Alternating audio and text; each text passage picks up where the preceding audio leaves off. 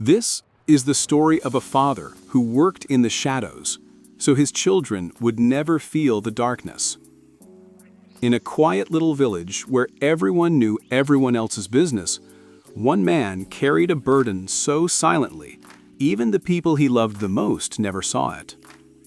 Every morning, before the sun even touched the dusty roofs of Rosewood Village, Michael Carter was already awake. Not because he slept early, but because he barely slept at all. He moved through the small wooden house like a whisper, careful not to wake Emily or the kids still curled under their blankets. To his children, he was simply Dad. To his wife, a man trying his best. But to himself, a silent warrior fighting a battle he didn't dare speak of. People hide their struggles for many reasons, but parents? They hide them out of love. Michael's daytime job at the mill used to be enough. Not much, but enough. Until the mill cut hours, and the fear of not being able to feed his family crept into his chest like cold air. One night, Emily whispered, "Mike, do we have enough for groceries this week?" Michael didn't flinch. He smiled the same tired smile he'd mastered over the years. "Yeah, Em, don't you worry." But worry was all he carried.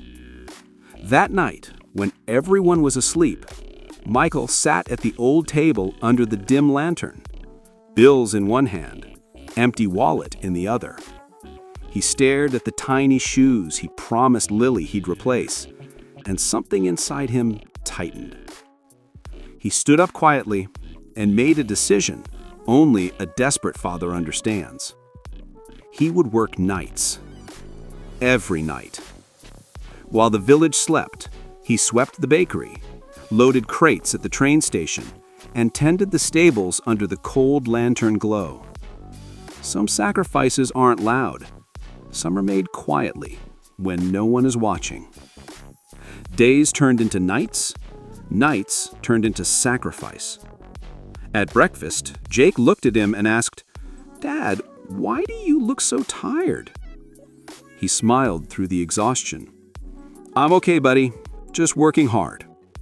But even the neighbor, old Mr. Dawson, noticed the heaviness in Michael's steps. "Mike, you're running yourself into the ground." And Michael whispered the truth he never said out loud. "If I slow down, my kids go hungry." One night at the train station, beneath the dim yellow lights, Michael lifted one crate too many. His knees buckled, his vision blurred, and his body finally gave out.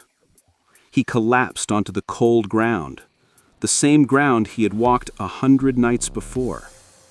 Workers rushed to him. Mr. Dawson shouted for help.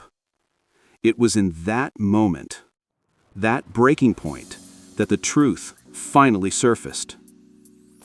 Early the next morning, Mayor Collins knocked on the Carter home. Emily opened the door to news every wife fears.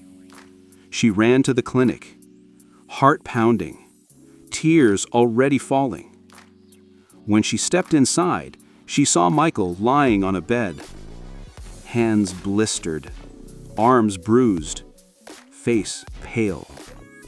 She held his hands and cried, "Michael, why didn't you tell me?" He looked away. "I didn't want the kids to feel hunger. I didn't want you to worry. I didn't want any of you to see me struggle." But Emily lifted his face gently and whispered, "Struggling doesn't make you weak. Hiding your pain only makes it heavier." Jake and Lily wrapped their arms around him, and for the first time, Michael allowed himself to be held. When the village discovered what Michael had been doing, they didn't look at him with pity, but with respect. The baker delivered free bread every week. The mayor restored his mill hours. Neighbors donated clothes, food, and supplies quietly, respectfully.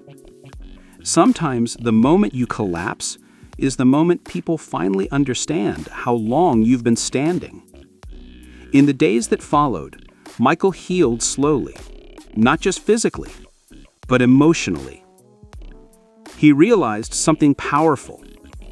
You can sacrifice for your family, but you must also let them love you back. Strength isn't carrying everything alone. Strength is choosing not to suffer in silence. If this story has inspired you, like, subscribe, and share. And tell me in the comments what you learned from Michael's journey.